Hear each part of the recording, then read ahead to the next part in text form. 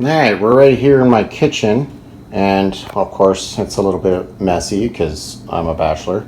And I have my lemon tree. This is my other lemon tree. She was a little slower than the other one I have that I stuck outside this year, which is about almost 3 feet tall.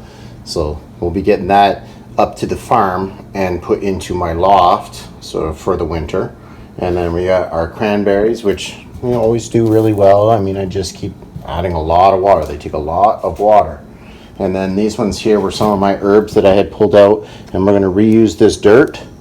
So what we're going to do is we're going to get some apple seeds, which my boss eats an apple every day, and he saved my apples. Now here's the thing that you may not know is that apples from the store are most likely stored for almost a year into a cold storage with added CO2 to slow down the rotting process, or the rotting process. Let's just go with that.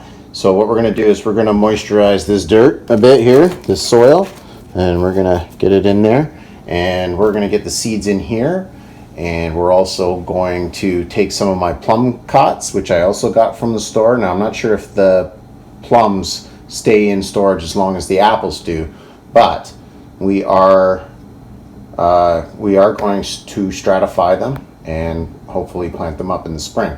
But I'll show you how we do that, or how I do that, and I'll also show you how I'm storing my cherry pits, and I believe I have something else in there, but I have to check. So what we're going to do first thing, let's get this all moisturized, and then we'll grab the seeds that I've been hanging on to in the fridge. I just keep them in the fridge. So the thing is with apple seeds, and or most seeds really, is you don't really want to dry them out. You want to use them as soon as you can.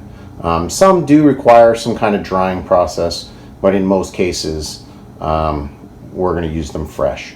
So they basically had their stratification, and I've already done this last year and it worked out really well. So what I'm going to do is I'm going to show you the update on those apple trees, which are gala apples. I believe, I'm not really sure which apple seeds these are. I'm going to have to do a little more research. But yeah, that's what we're going to do. Let's get those moisturized and get those seeds, and I'll show you the first thing I'm going to do to these seeds before we get them into the dirt. Alright, these are my apple seeds from one apple. Again, I'm not really sure what kind they are. He said they were like a yellow apple, so it's possible they are golden delicious. But we'll find out when we grow them and we do the identification, or we'll wait a couple of years and see what apples we get. But we got our glass of water right here, so what we're going to do is just take these seeds, put them right on in there. So not only are we going to find out if these seeds are viable, and some of them look a little off to me, so I'm not really sure exactly, but that's what we're going to do. We're just going to put them in there, and they should sink to the bottom. And anything that floats is not really viable. So let's find out. Again, we're going to probably soak them for, I don't know. We'll soak them for about 24 hours. And then we'll get them into the pots as we're moisturizing the soil, or we're dampening the soil so that they have a growing medium. And then what we got right here, these are plum cots. So what I do is when they have flesh on them, and the idea is that you want to get rid of as much flesh as possible, because it will cause rotting, and we don't want it to rot. So what I do is I soak them and then let all that stuff get really soft, and then I rinse them off, right? So I'll put them in there, let it get all kind of crappy, the water, and then I'll just dump the water, I'll put fresh water in, and that's what we do. We just keep doing this. So these are our plum cots. So we're going to show you also how we do that. See, there's a little bit of slime on there from the leftover flesh that was on it. So these are plum cots. So that's obviously a mixture between a plum and an apricot. So we definitely want to have a couple of them in our food forest.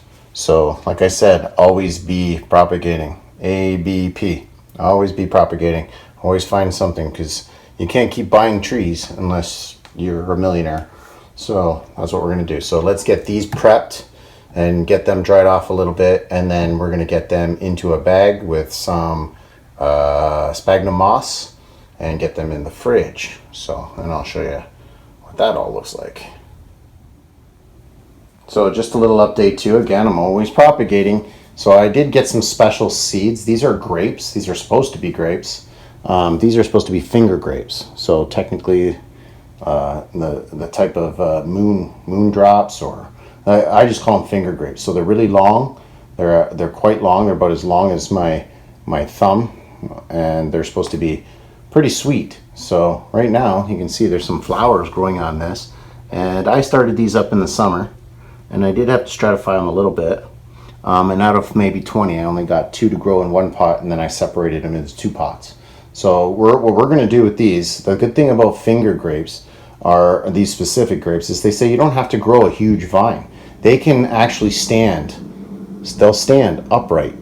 And once they do, they'll be able to support their own weight and allow a cluster of grapes to grow on either side, or one cluster of grapes, or whatever. But we will find that out. But what I'm going to do is I'm probably going to end up staking these to make them to be straight, and then I'm probably going to prune them back even just a little bit to keep them to make that stalk a little stronger, because I want the trunk to be strong, and I'm not too worried about getting fruit off it this year. Now these things, like I said, have only been going since the summer, and they're doing quite well right here in an east window. This is just my east window, and it doesn't get a lot of sunlight. It just gets morning light and then daylight, ambient light, and it does okay. So far so good. You don't need a lot of light to keep producing, but it's good to have some. I wish I had a nice big south-facing light and get some real light in here and grow some real plants, but again, I plan to be moving up to the loft or to the farm,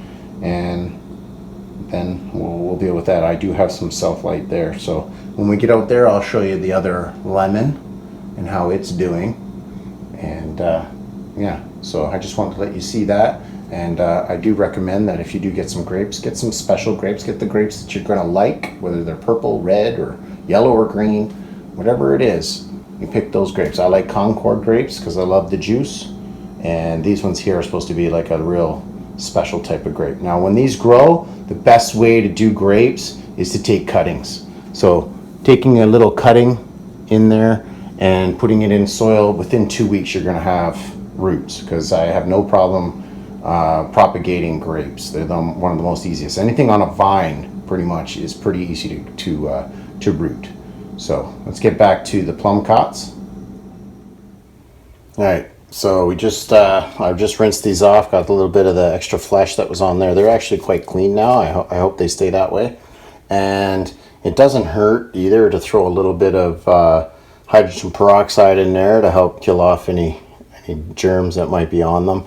And I find that it does help deter the white mold that you may get on it. Now here's the sphagnum moss that I have. It's just regular stuff I bought probably at Canadian Tire or Walmart, and we fill up a little lunch baggie here. It's to fit that many seeds, right? So I'm going to give it enough space to grow. So what we're going to do with this is we're going to get some water going, and we're going to wet it down, and we're going to let it absorb. It's going to take a minute because it is peat moss, sphagnum peat moss. So it's going to take a minute. I may have to do this more than once to get this moisturized enough to actually put the seeds into, and then we're going to seal it up and put it in the fridge.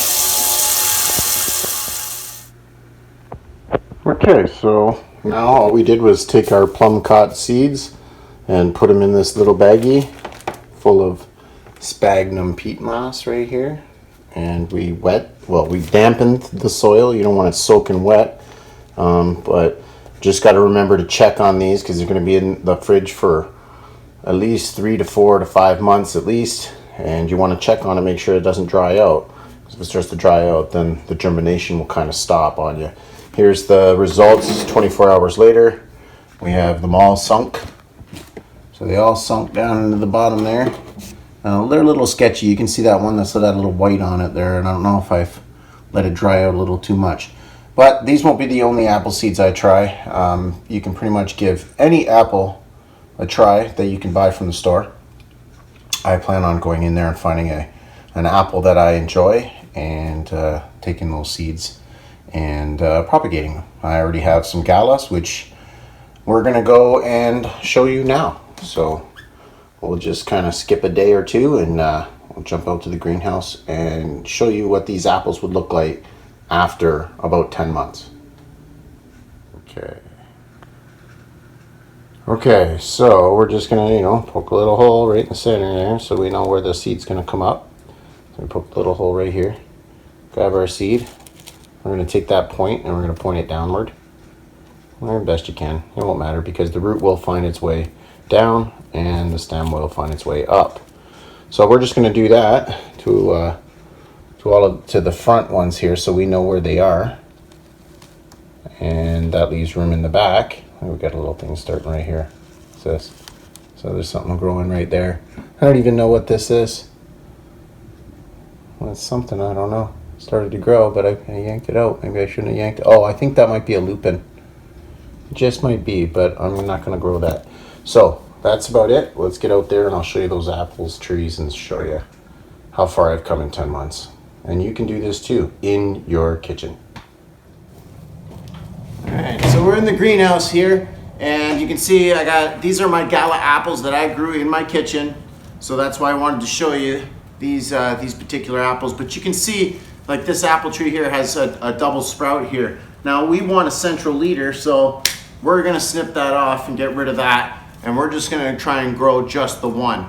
So just like this one here, same thing. Get down as far as you can, right where you want it, and snip it. Now it's a little early to snip that, but I mean, we don't want this, so, and I know these aren't dormant yet, but that's just fine. So again, we got this really large apple right here, but we're gonna wanna snip that right there. We don't want it to grow up really big and do it. We want the central leader first, then we'll shape to its vase or its open center. So we'll let these grow again next year. These things should be at least, these are 3 feet tall right roughly now, and it's only been about just under a year that I've grew these right from seed. I didn't stratify them in the fridge.